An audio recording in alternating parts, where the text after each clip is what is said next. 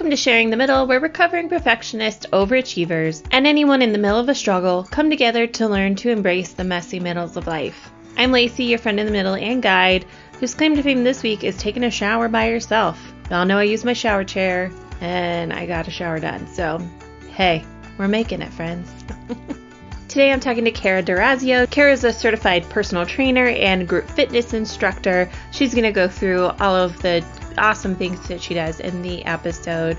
She and I have a really good conversation that I wanted to have this week after our Laura Sinclair episode last week, because it's a really interesting way that both of these amazing women faced a similar challenge and took it in directions for their own personal strengths and excitement, and it's just really cool. I really like them back to back. Cara is so warm and entertaining. I will be honest, the audio quality on this one's not super great because I screwed up. I was trying new things. I'm always going to be honest with y'all. But I just really loved Cara's energy in this, so I really wanted to capture this. So I appreciate your generous ears and the not best audio quality. Love how Cara turned a situation that could have been really devastating into something awesome. Let's jump right in.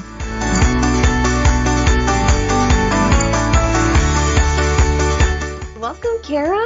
Thank you so much. Thank you for being here and joining me. Why don't you take a minute and introduce yourself to our listeners? Yes. Well, first of all, thank you for letting me come on to this today. I have been super excited to do this. I own CGM Fitness Incorporated. Before COVID, I was working in gyms. I was on the verge, pretty much at the verge of burnout. I was teaching 15 exercise group classes a week. I was also traveling to clients' homes, and it got to be a lot. When COVID started, I started my own fitness platform. I have classes online 5 days a week. They're live and they're on Zoom. We're using now. People can't make the live. They come on and they do on demand, and they can access those on the platform whenever they want. I have multiple memberships. And then, of course, I still see my clients one-on-one as well. But now there's the option, if they don't want to pay as much and have me drive to their home, we could do it virtually. And then if in the area I ended up converting, my husband and I converted our 2-car garage to a fitness studio. And now people come to the studio one-on-one if they want. And I teach my group classes from there instead of the living room where I was doing it during COVID. That's a lot of different things. I'm sure we'll talk more about it. Yes, we'll get into more. I like to ask people, when you first heard of the middle or the concept of the middle, I find people tend to have like this is what this means to me, visceral reaction. So what is that for you? Yeah, for me, it's like you're on the verge of something new, something evolving. You could feel it ready to come. You can feel it in your soul. You could feel it in your gut. And it's like the shedding of the old, making way for the new. But you could feel that. Something new about to come into your life in a positive way. So it's almost an exciting thing. It sounds like for you. I love that. Because when I think of the middle, it's usually monotonous and drudgery. So I love your perspective of it being like anticipatory and I exciting. Feel more of an anticipation, like I'm getting rid of the old and coming into the new. That's how I thought of the middle. That is very interesting.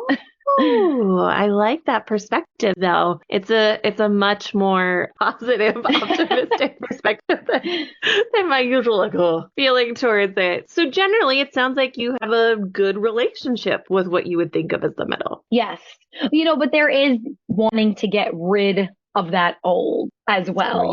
The discontent of being still there. Yes. And waiting for that new to emerge. But you're able to kind of see the excitement, and it overshadows the frustration. Yeah. And I think that's also a really good way for me to look at it too, of instead of looking at the frustration, because I think that's what I do. I tend to really focus on that frustration, but instead look at the anticipation. No, that's too many syllables. You know what I'm saying. Anticipation of it. Absolutely. Well, I really like that perspective. Tell us about your middle moment you were thinking about talking through today. So my middle moment was definitely at the start of COVID. I already, like I said, I was at that burnout state already. And I knew I couldn't keep going on this runaway train. It was just, a never ending, like I felt like there was nothing I could see coming out of positive of burning myself out the way that I was working. But I just couldn't come up with how could I do this better? How can I do this better? At that point that I said, okay, well, gyms are closed now. So if I'm going to do it, it's going to be now that I got to like get this new idea rolling. I thought of, what about having people come on? First, we did it through Facebook. Like it was like a Facebook class, but I couldn't see them. So someone said, oh, what about Zoom? So I said, that's a great idea. You can have multiple people on. You can interact with all of them. So right at the beginning of COVID, I started teaching the classes in my living room, but I knew I didn't want to do 15 a week. I said, you know what? If they can't come to the live one, I'm going to do one a day, or I think I did 6 a week. Now I'm down to 5. But I said I'll do one a day. And then if they can't make it, you could record the Zoom stuff. So that's how that came about. And I said, there were people asking me, hey, can you do it? I see you have a 9 a.m. Can you do a 6 a.m.? And I was like, I got to stop doing that to myself. That's what I'm trying to leave behind and get rid of. So I really stuck with what was good for me at that point. Of course, I want to help as many people as I can, but that's why you can with the recordings. If people can do it on their own. And that's how that kind of evolved. And of course, they need more attention, one-on-ones. Let's start with the before. You said 12 classes a week. Even more. It was like 15 or 16. More. Yeah, it was like 15 or multiple 16. Classes a day. Tell me a little bit more about what your classes look like. I'm curious. They are all different formats. I teach my own format that I trademarked during COVID called Let's Work. It stands for Lengthen, Elongate, Tone, Stretch. It's kind of like a Pilates bar hybrid. I also teach bar. I do strength. I have a butt and gut class and a band, one of those long tube bands. We use that, but I change the routine every single day so it doesn't get boring and monotonous with the moves. That's a lot on your body. Like physically, that's so much on your body. Well, when I was doing the 15, I did not do the whole class. That was just impossible. I would do a lot of coaching and walking around. Now that I only do 5, and since it's online, I do the whole class because I feel like if they're not watching me do it, can get a little bit stagnant, but only doing 5, that's mainly how I get my workout now too. So I can do the whole thing. But before that, no, I would coach a lot more than do. What I think is really interesting about this middle moment for you is actually kind of similar to how you were talking about with the middle. I find a lot of people did in person and then hated the transition to online. And it sounds like you really thrived in that thrived transition. on it. I loved it. So I want to know more about that. Yeah, there were a handful of us who actually thrived on it. And it's funny because I was talking to instructors from the previous gym and a few were like, I'm loving this. I'm loving this. And I think they kind of do a hybrid thing now as well. Most did. I want to say 3/4 or 7/8 went back to the gym. I personally loved it. I think because I just overdid it so long at the gyms. I mean, I had been doing the gym life. Let's see, I got certified in 2005 as a personal trainer, 2006 for group.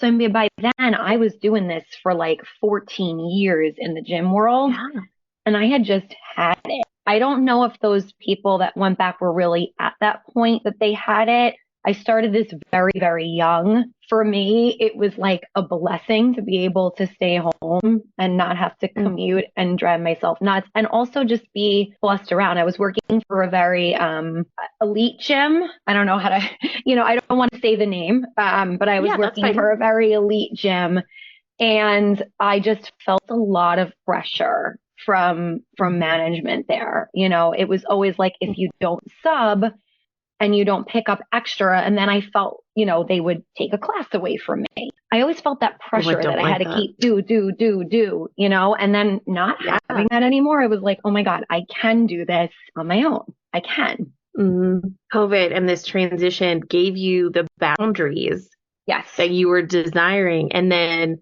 instead of, and again, you embraced it. You really figured out how to make it for you.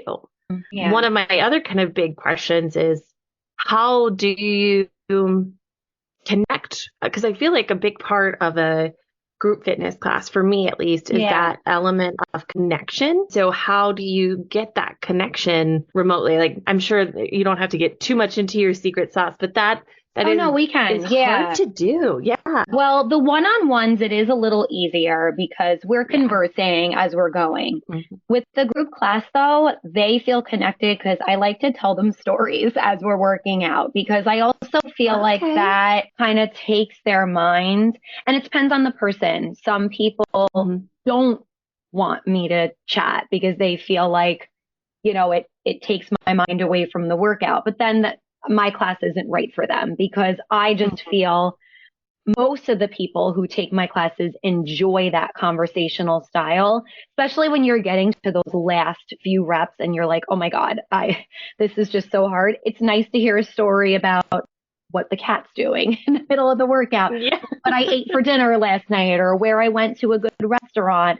And I feel like they do know me because of that. And also just sometimes having a lunch with someone from class, if they request it, I'll go and get lunch with them if they're close by. If they're not close by, and, because this is virtual, people are around the world, but we'll connect through text message. I've had phone chats with people, but just that conversational style is my method of teaching. So the connection is not just in the moment, but it's about relationship and building and whatnot. Yes, absolutely. That makes a lot of sense to me. Yeah. I also am curious about this transition from working for someone else to working for yourself, because that's a huge transition, and one that I'm still trying to figure out what the heck it really looks like. Like, as I kind of took the last week or so off, and I'm like, am I in trouble? You know what I mean? So I'm just curious, right? For you. Luckily, I've always been a very strict person I think you have to kind of have an element of being strict with yourself and setting up a schedule in advance. Otherwise, it could become too lax if you're working for yourself. And I could see that being a challenge, but I do write my schedule out like the night before. Today, I had clients before this, then I had you, and I do write out a schedule with times on there. Of course, sometimes things get shifted, but if I can hold myself more accountable to get to my goals, because you don't have someone bossing you around, which at first I was like, oh, like I'm used to feeling this pressure from someone else. Now I give myself a little bit of pressure, but not near the amount that I felt. And it's on my own terms, which is what is great. If I have to take a day off, I'll tell my participants in advance, and I'll go on vacation and they can use recordings for the week, so it works out.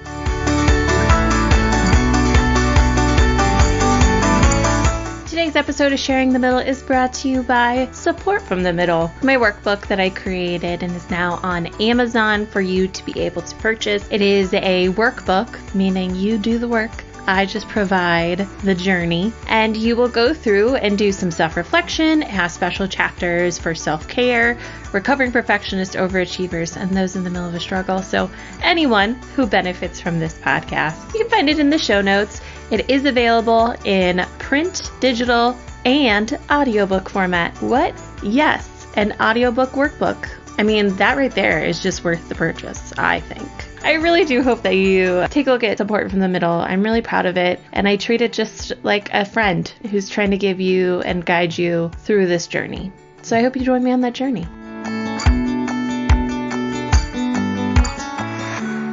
I am curious too, and this is getting off topic a little bit, but I think right now, and this is very much me and something that I think about a lot, is sometimes the fitness space is a scary place, right? Yeah.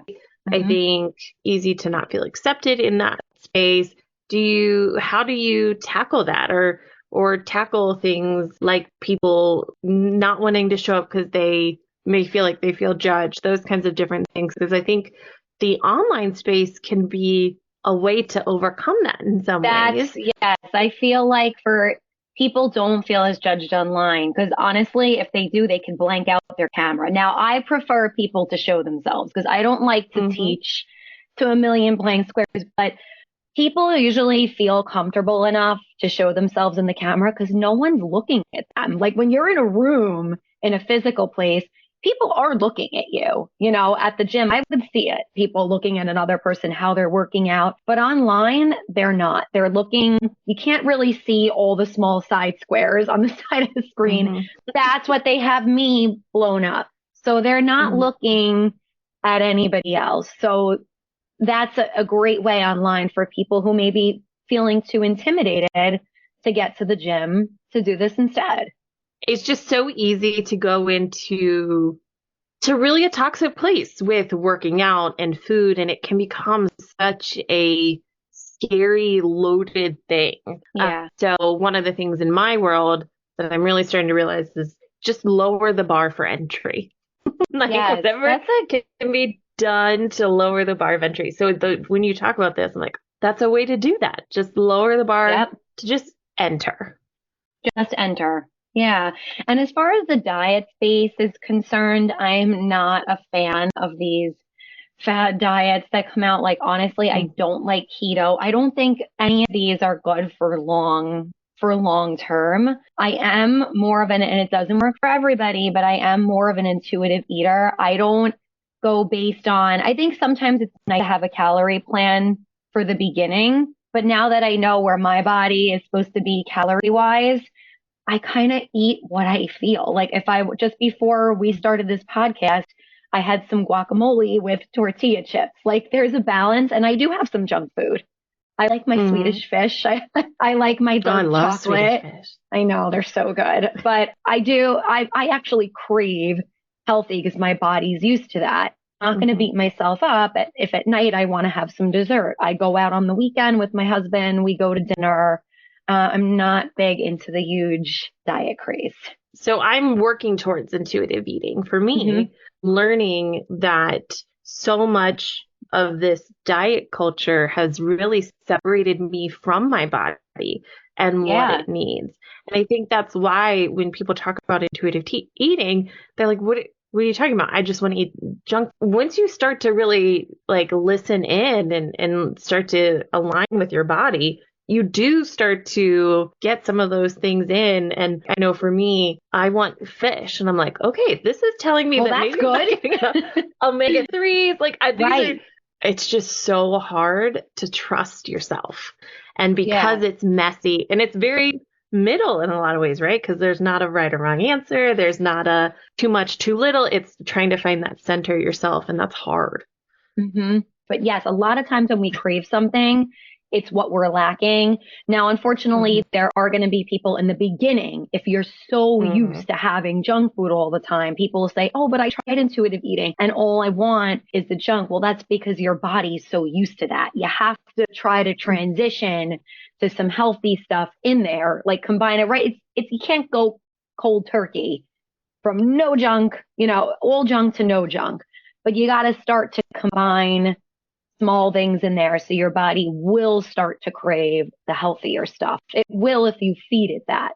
Sometimes what I actually want is not the easiest and sometimes frustrating. I got an air fryer and that those are good. My if I could have air fried cauliflower, Brussels sprout, like I do, I make myself them every day and I love it so much. That's great. And I don't want to have carrots and hummus. I just don't. That does not do anything for me. And so sometimes I think, again, it's stop listening to everybody else. And once you start listening within, it really does a big deal. It's funny. I'll want the hummus, but I agree. The carrots are a little bit boring. So I'll have to do like carrots with hummus with like a chip with it. Like I have to have more of a little bit of a crunch or like some kind of Trader Joe's healthier chip in there. I can't just do carrots and hummus. I agree with that. It's a little bit boring for me, but the air fryer is a game changer. It has been. Oh, yes. I could go. I recently have tried doing cabbage steaks. So like you cut a cabbage, just have a layer of it and it ends up like caramelizing and being delicious. Sounds good. Didn't mean for this to turn into a food podcast, but there we are. Would you say that middle is over? Or are you still figuring it out? Well, if there was an end, what does that look like? Continuously evolving thing. Like, I don't think there's ever, I think there'll always be a new middle, because now it's like right now I'm happy, but as time goes on, you may want something different. I just think it's one of those things that continues to evolve. Thank you for sharing your moment with us. I'd love a good takeaway or piece of advice. So whether that's a piece of advice for you in your moment or just a piece of advice that you've lived your life by, what would you like to share? Mine is listen to your gut. Like if something is off, it's probably off. I try not to listen to my heart too much because I feel like that's just too emotional and my head is too judgmental.